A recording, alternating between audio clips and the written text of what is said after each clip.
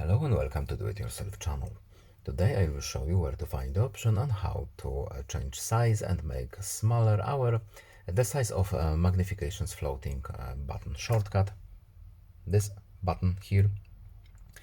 So here we have our Magnification shortcut. We can customize this button from the beginning by going to the settings, then accessibility, next vision enhancements, and now we're looking for the magnification, and here's our shortcut.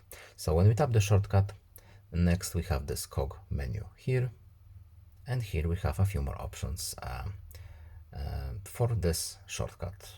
So we can change the size of this floating button here, or we can simply transport it to the bottom right. And that's all. I hope this video was helpful to you. Please leave a like and subscribe. Have a nice day and see you in the next video. Bye.